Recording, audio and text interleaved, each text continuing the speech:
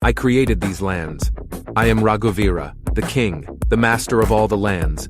I had 10 children: Aja, Pradyumna, Aniruddha, Samba, Prabhavati, Ambika, Kalindi, Devaki, Padmavati, and Bhadra.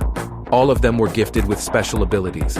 I created humans and gave them free will but no powers or special capabilities. I wanted my children with their capabilities to help the people, but I couldn't have been more wrong. My children were corrupted by greed for power. They started quarreling among themselves, and so I decided to divide my lands into 10 kingdoms and allocate each one to my children.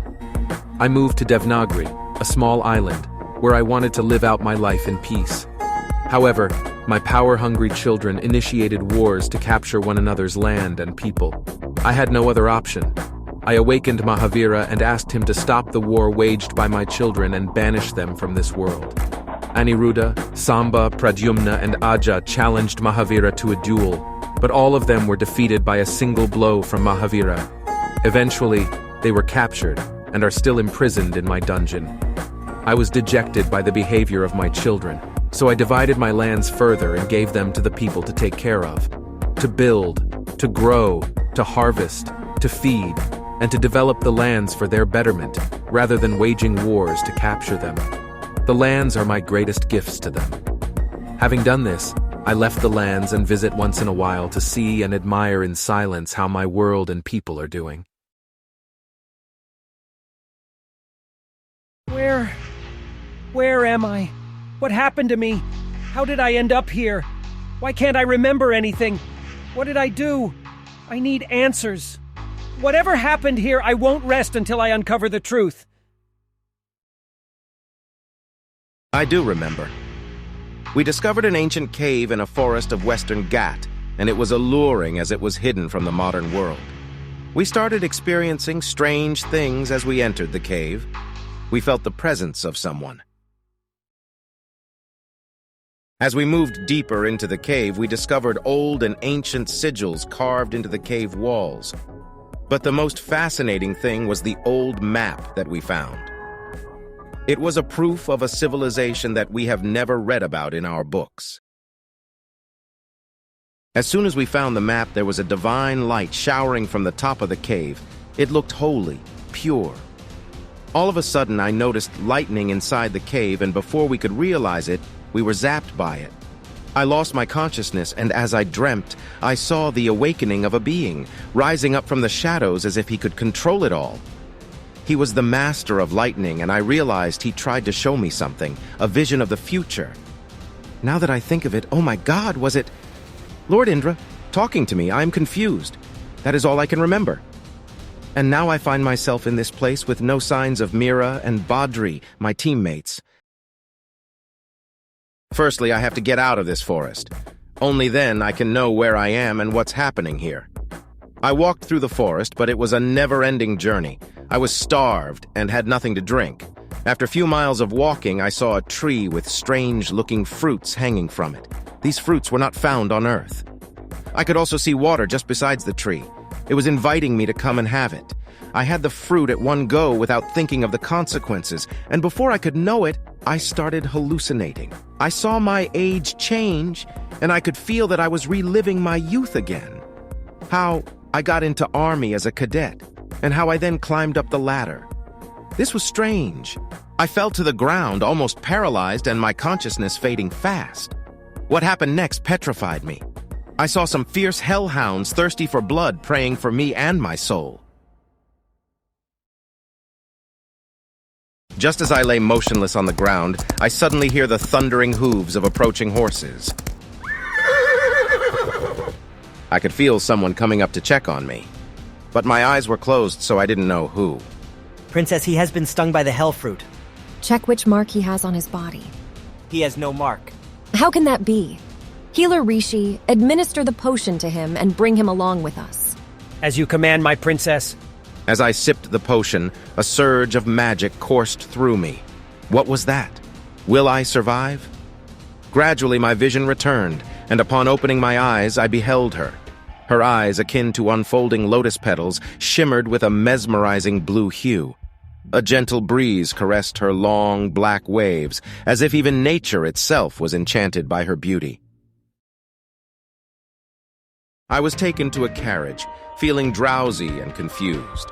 I fell asleep during the ride and woke up in a luxurious room. The walls had familiar symbols on them. My head still hurt.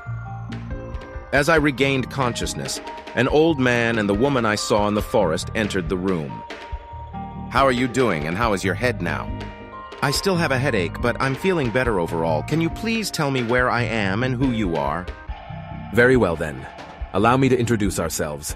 I am Drona, the chief advisor to the king. And this is Maya, the king's only daughter and the future heir to the tax empire.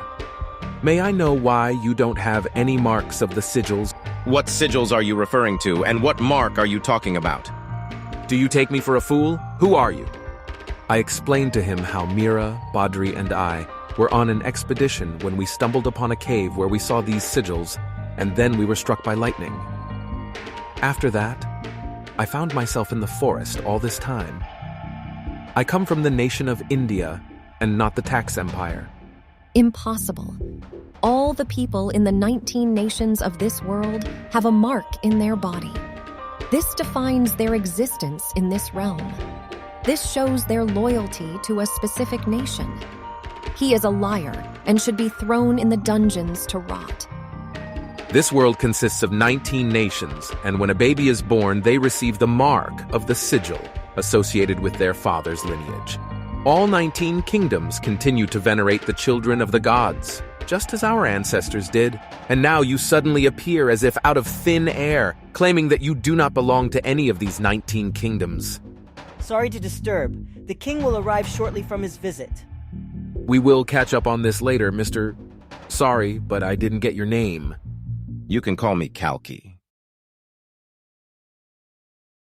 The king asked you to make your presence felt in the courtroom. As I approached the courtroom with a myriad of questions in my mind, I observed the place filled with people.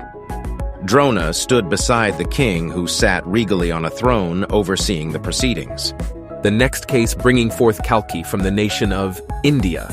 King Janaka, the king of the tax empire and the uniter of the 15 kingdoms, sits in front of you, and he has heard your case. He wants to know more about you and the cave. My name is Kalki, hailing from the southern part of India, where I was raised to serve in the army. After participating in numerous operations driven by the essence of unity for the betterment of our country, I grew weary of the bloodshed demanded by the cause, carried out in the name of justice. Despite believing I was doing the right thing, I felt a part of me wither whenever anyone suffered, regardless of their wrongdoing. Hence, I made the decision to leave the army and embark on a journey with my two comrades, exploring the uncharted territories of India. The details that followed are perhaps already known to you. As for the cave, it possessed an air of mystery, with sigils adorning its walls.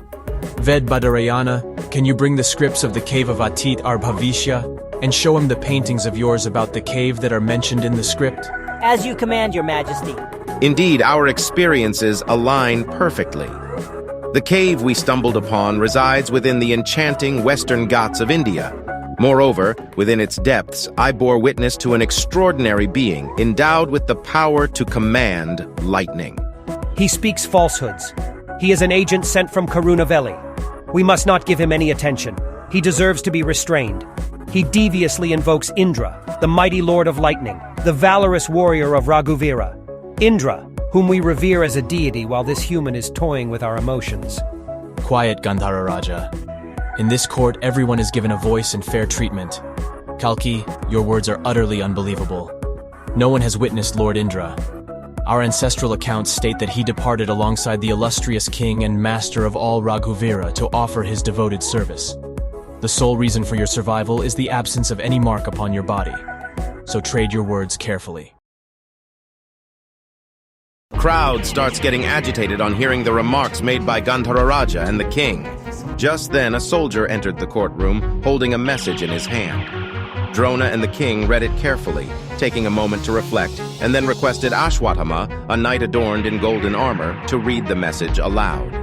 The message is from Bhishma. Two individuals, a man and a woman wearing unfamiliar attire, were sighted in Vidisha. Unfortunately, they were discovered by the armies of the Vidisha Empire and taken to their capital, where they underwent a trial and ultimately faced execution due to insufficient evidence proving their innocence as spies. Strangely, they bore no markings of the sigils on their bodies. I shall soon return from our battle in the Vidisha extension and hopefully bring some good news with me. Those were Badri and Mira. They have been killed. What is happening here? They were known to me. Silence. Let the court be adjourned for today. We shall reconvene in the next session. For now, confine Kalki to the assigned chamber. As I was leaving the courtroom, I noticed Maya gazing down at me from the first tier of the room. You have to protect Kalki. I woke up from my slumber and hurried to travel back to the palace. I am a true devotee of Mahavira. I worship him, and for that reason, I decided never to get married or extend my lineage. Now that I am traveling back to the palace, I have to support Kalki and protect him from any harm. As I reached the palace, I hurried onto the room where Kalki was kept. Hello, I am Bhishma, the general of armies in the Tax Empire. I have heard all about you, and the reason why I am here is because I trust you. I do not know how all this happened, but I believe there must be a reason. Thank you so much. You are the first person to trust in me. I heard that both my friends were executed. Is that true? Yes, it is true. Duryodhana, the king of Vidisha, is very cunning and cruel.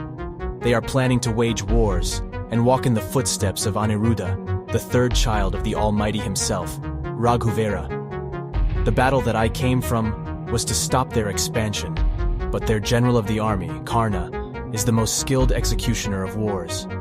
He has the strength and capabilities that cannot be matched by a normal human being. Some say that he has been blessed by Aniruddha himself with the power and skill sets to take down armies of hundreds all by himself, not with his power, but with his warcrafts. Bhishma, I have a request.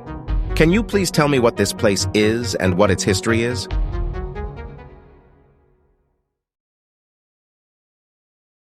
It is said that long before anyone, there were gods ruling over different worlds in the universe. They were endowed with power, might, and the ability to create and destroy at will. But they too had a weakness, greed.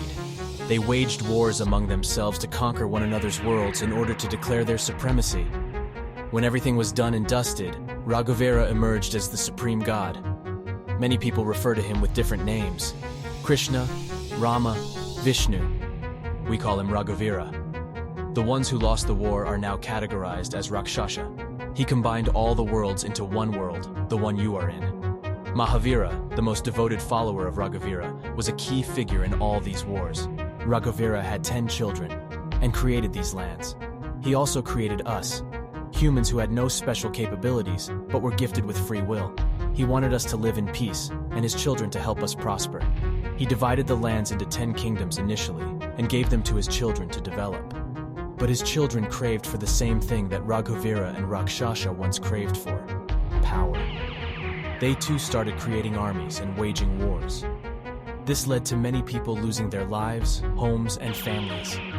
Eventually, Raghuveera had no other choice but to awaken Mahavira to banish all his children from this world, never to be seen again.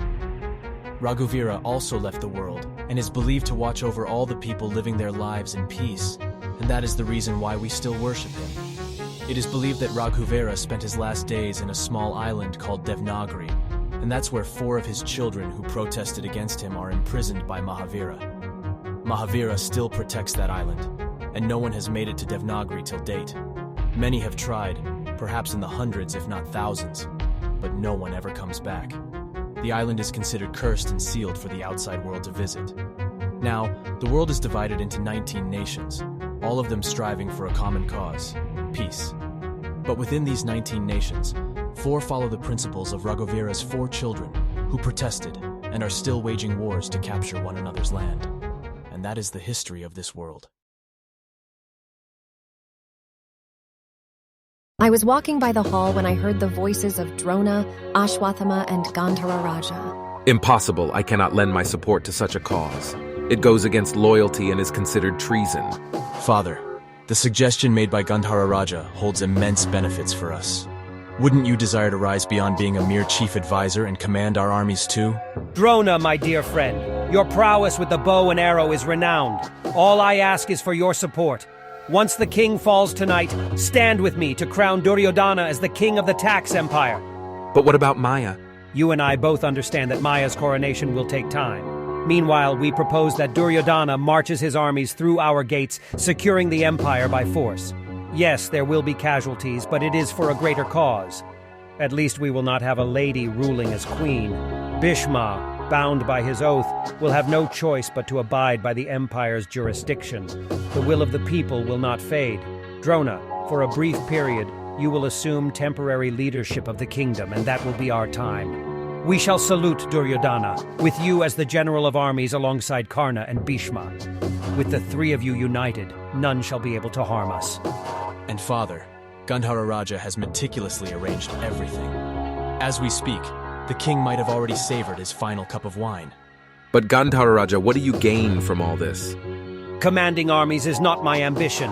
My sole desire is to have a worthy king who can lead our people, while I serve as the wind or the hurricane, protecting my kingdom.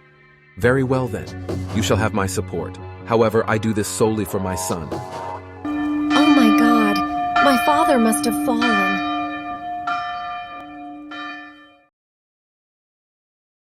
Soldier, can you tell me where I can find Bhishma? It's urgent. Bhishma is currently in the chambers of Kalki, my lady. They are discussing important matters. My eyes widen with concern as I hurried towards the chambers. I entered and found Bhishma, in his armor, engaged in conversation with Kalki. Bhishma, I bring grave news. My father, the king, has been brutally murdered by Gandhararaja. I overheard Gandhararaja, Ashwatthama, and Drona plotting to pledge loyalty to Duryodhana and offer the tax empire to him. Gandhararaja is capable of extreme measures, Maya. He might even go to the lengths of harming you. You and Kalki should flee the kingdom immediately. But my people need me, Bhishma. If I leave, they will suffer. Besides, Gandhararaja may falsely accuse me of murdering my father for the crown. I must stay and fight for justice. I urge you to reconsider, Maya. Leave now and reclaim the throne when the time is right. Bhishma, please come with us.